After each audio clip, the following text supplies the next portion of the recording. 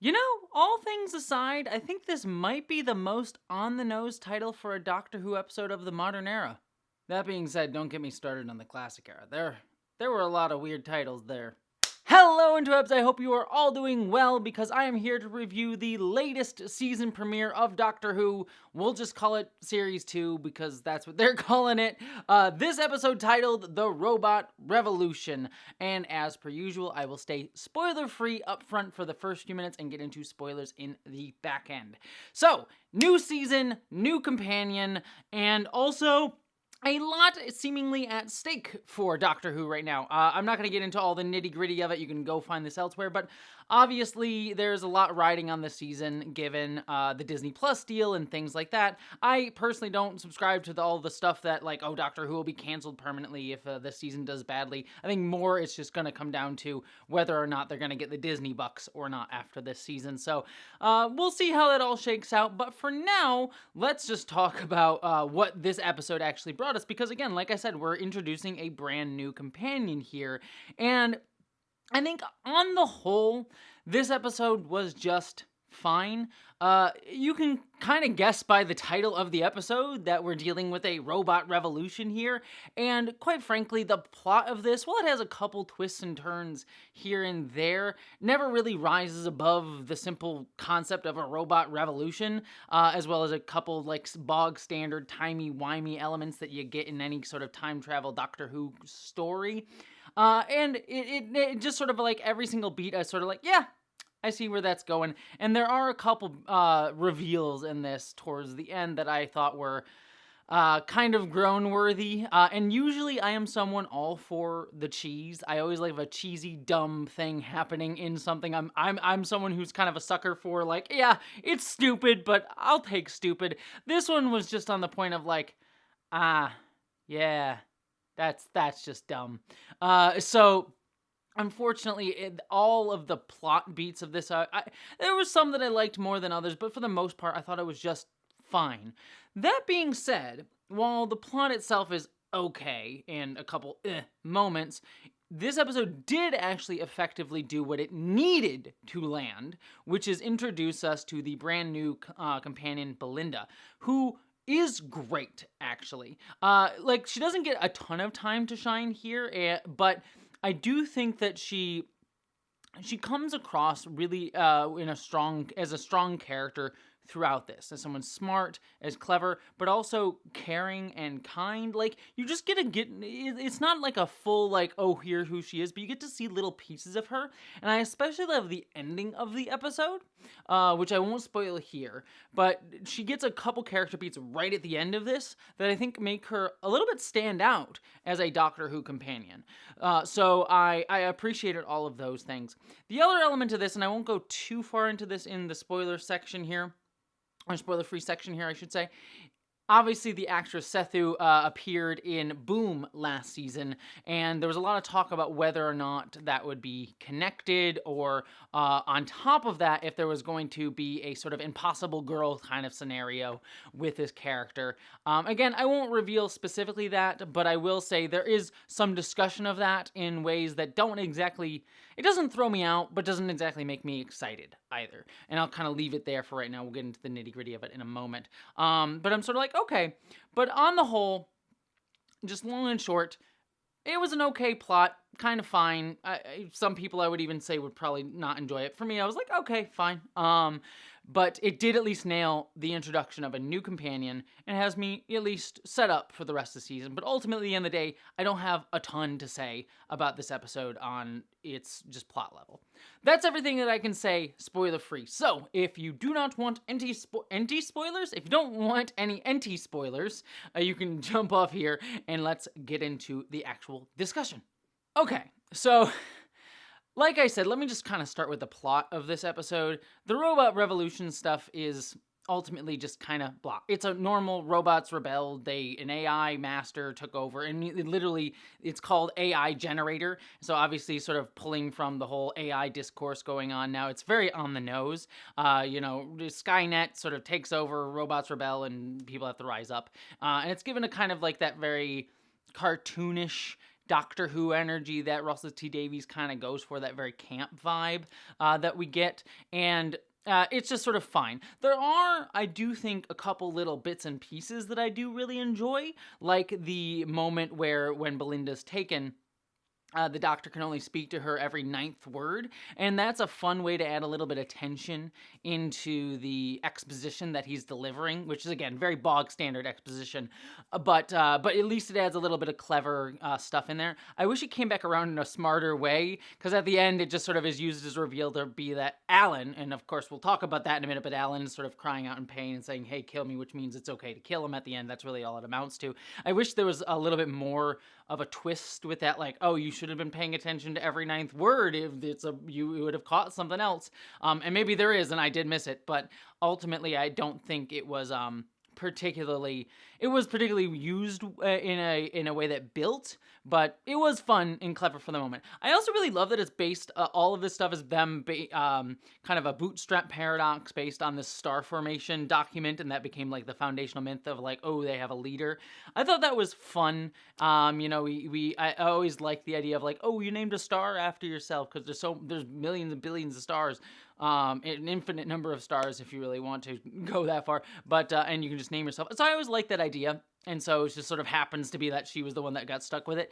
I thought that was ultimately just a fun little like twist on it, and obviously the bootstrap paradox of they touch each other. I enjoyed. On top of that too, I will say the visuals in this episode were generally pretty good when they were allowed to be trippy. I mean, obviously the planet itself was sort of like a bog standard green screen. They were using the sort of AR wall stuff, but when they got to experiment a little bit, like with the time skipping, or when they did have the bootstrap paradox and we got the sort of visuals of their faces, I thought that was effectively just cool little trippy visuals. I mean, if I had been high watching this, I think that would have been a lot more fun. So, I always enjoy a little bit of like playing with form and things like that. So that was all ultimately good. I have to talk about Alan a little bit here. So at the top of the episode, I was sort of like, when we got to meet Alan briefly, I was sort of like, okay, I enjoyed that a little bit, because the clear sexist, misogynist energy was like overt in one scene, but not on like over the top. Like there's little bits and pieces of it, but then it wasn't so bad. And I'm like, all right, we're moving on from him. But when he comes back at the end and he literally says stuff like, when we get that flashback of like, oh, I don't want you to wear clothes so tight. I'm just like, look, I think this episode does not benefit from the fact that I just watched right before this the USS Callister, the new USS Callister episode of Black Mirror. Won't spoil the new episode if you haven't seen it, but it reminded me of the original episode of that USS Callister that Black Mirror did. And that was an episode that dealt with sort of incel stuff in a much more nuanced way. And not saying that everything needs to be the most nuanced thing ever, but like this guy is just a cartoon. He's a cartoon character in a way that's like not very interesting and just blah. And look, I'm not someone to be like, you need to cater to the anti-woke crowd, but like I know for a fact that like just if my algorithm somehow gets in their toxic churn, which it does every once in a while whenever I like watch Doctor Who reviews, sometimes an anti-woke bullshit person will pop up on my feed annoyingly, and I know the whole discourse is going to be, Doctor Who hates men, they're making men look bad, and it's like, they're dumb. I don't who gives a crap too much, but it's like stuff like this sort of feels tailor-made for that, and it's just like, the character's kind of silly, he's kind of cartoonish, and it's just like, why are we doing this? And just like, it just feels like it's feeding. Again, it's not intending to do that, I don't think, though. Knowing Russell T Davies, he might just be doing that just to instigate shit like that. But ultimately, like, it's just sort of like, man, what are we doing? And so, in the reveal of like, oh, it's not AI, it's Al, and I'm like, okay. And again, I'm someone who usually likes the dumb stuff like that, but and just it didn't land for me. I was like, oh, that's okay. That all being said, there are some other things here, and I'll get to the mystery box stuff at the end here, as well as Mrs. Flood, because we're going to have to talk about Mrs. Flood. Other little bits and pieces, though, I do really love the Belinda. like, she is great. Like, again, we only get little bits and pieces of her character, but I love the like Smith and Jones energy, like Martha Jones energy, whereas her being a nurse. But I love that she's a nurse, and that's sort of an interesting sort of like bouncing off of her and the doctor. I love that we get to see her like sort of like incredulousness, of like, this is dumb. Why is everything on this planet dumb? But that she is intelligent. She can figure things out pretty quickly. She's also very compassionate. She's willing to sacrifice herself to help others. Loved that. Like, I just like, we're getting kind of who she is really quickly, and I appreciated that. And what I loved also at the end of the episode was she actually chooses to not go with the doctor. She recognizes instantly that the doctor's dangerous. Like, you took my DNA without even asking me. I want to go home. And I'm sort of like, oh, that's really interesting. Like, I like that she's someone who did not want to go on the adventure with him. That's a really cool, like, twist on the conceit. And I instantly find myself like, this episode did not rise above the sum of its parts, but she was a part that worked. And I really, that's like, that is the thing, she is the thing that needed to work for this episode. So everything else could have gone to crap, but she worked. So that's good for the season going forward. So we're fine there. So liked her, thought her performance was fun. We'll see how she gets going. The other thing, too, just wanted to brief mention was Sasha 55's death. At first, I was sort of like, why are we... Like, as soon as she said, he's going to take me to the stars, I instantly was like, oh, she's about to die. And literally, as I wrote that note down, I looked up and she was dead. And I'm like, oh, wow, that was unnecessarily cruel. And it kind of felt like the Jodie Whittaker era, where we get, like, little establishing scenes of like a character is gay or and has a family, and then they immediately die, which sort of like is the little bit of the cruelty of the unnecessary cruelty of the Chibnall era sometimes with one-off characters. This was not that. I at least appreciated that while she did die pretty quickly, we do get to, her death is used to show the doctor mourning her and his kindness and his caring for others that Belinda sees. So it's not just unnecessarily cruelty. There is a purpose for it plot-wise, and she is mourned and given weight in her death. So ultimately, as overt is obvious that she was going to die as it was, she was at least utilized well in that death as a one-off red shirt kind of character. So, not the best usage of a red shirt I've ever seen, but certainly one of the better ones that Doctor Who has done as of late. So, fine with that. That brings me, though, to, I think, the last thing I want to talk about, which is the mystery boxes, because we got kind of 3 going on here, maybe 2, depending on if they're somewhere interrelated. Presumably they are. The first, let's talk about, is Mrs. Flood. Obviously, there's been a lot of speculation. I'm not going to try and guess who she is. But I'm sort of like, she does pop up again here. She is a neighbor to Belinda, and she speaks again. She breaks the fourth wall, speaking to us, saying, "I'm just never here when the doctor shows up." Very kind of curious about that, but I really do hope we get some answers about her soon. I'm assuming she'll probably be the season ender reveal in this show, for this series, I should say. I hope we do get that, because if they string that out much further, I'm going to be really out on it. I am not as out on her as I know some people are. I know there's some out there, including my friend Vera Wild, who's like, I don't give a crap who Mrs. Flood is, like, whatever. I am not completely out on it. I'm mildly curious, especially the fourth wall breaking stuff. I'm assuming she's probably going to be one of the... I forget what they were called, but the gods that we got last season, that's my guess, is she's one of the gods that the Toymaker sort of let out or whatever. That's my one prediction, but that doesn't really say much. But ultimately, we don't have enough clues really yet to really get who she is. I know other people have found other clues, like tying her to other companions and stuff. Like, I know that's all out there, but for me, I'm just sort of like, there's not enough tangible in the show for me to be like, oh, this is definitely who she is. So curious to see where that's going, but not exactly like on the edge of my seat, I should say.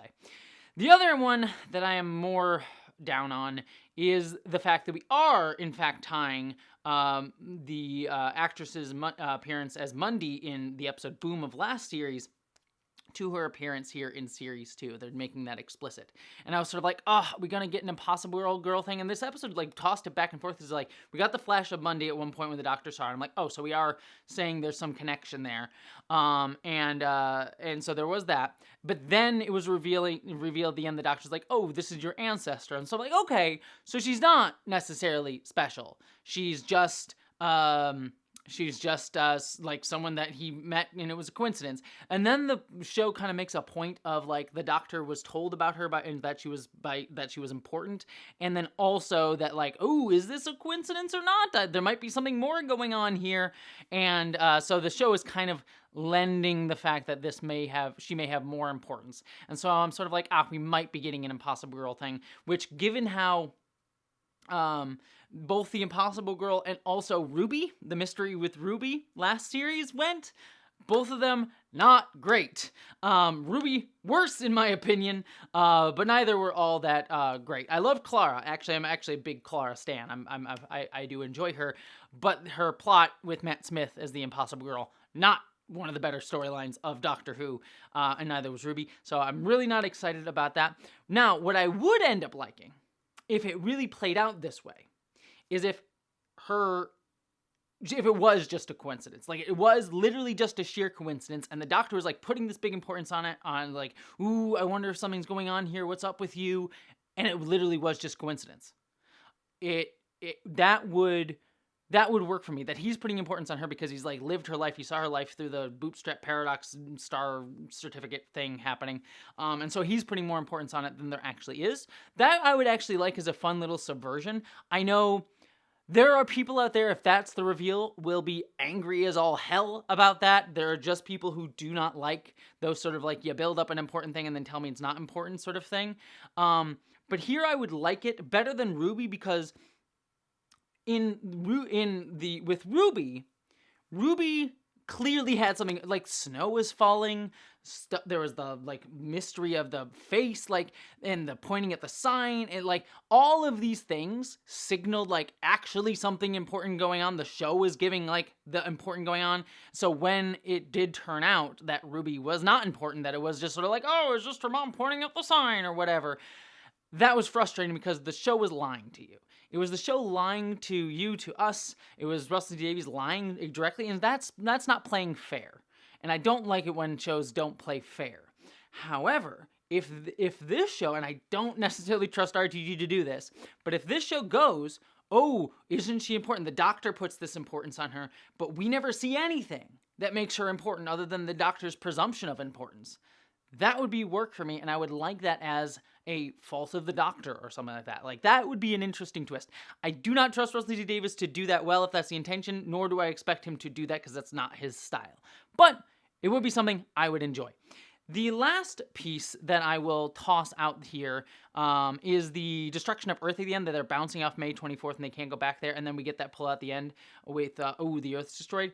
Number one, that visual of the Earth being destroyed, very bad. Like, the Statue of Liberty and the Eiffel Tower and all of those things are going to be there. Like, I get it. This is a kid's show for kids, and it's meant to be more cartoony in nature, but that was just so stretching the believability of, like, all of those things being there to be like, ooh, look, it's Earth. It read as so on the nose to me that I was like, and cartoonish as a visual, that it just really threw me out. And again, no, it's a kid show for kids, but that just, it tore me out completely. But that being said, the idea that they're bouncing off of May 24th for some reason, and the doctor doesn't know what it is, and it's kind of creepy, that's interesting to me. I find that to be like, okay, we'll see where you go with that. And I don't know if it's going to be tied to Belinda. More than likely it will be, and be tied into the greater possibilities with her. But maybe not, and we'll see. So I do, and I ultimately like the fact that it allows Belinda to be sort of traveling with the doctor and not want to be. And again, that's a dynamic, like, setting aside the mystery box of it all, the dynamic of she does not want to be traveling with the doctor, and we're going to get several episodes potentially of her traveling with the doctor against her will, that I like. That is interesting. That's a good dynamic. That's a new dynamic that we have not got to see with the Doctor, at least in the modern era that I can tell, outside of one-off episodes here and there, like the first time Donna Noble showed up. So I think that'll be a fun thing to play with. So that's my thoughts ultimately. I ended up talking for a lot more on this one than I ended up thinking. Those are my thoughts on the premiere of Doctor Who Series 2, or whatever number you wish to call it. I'll be back next week for the next episode review, but beyond all that, my friends, I hope you live long and prosper.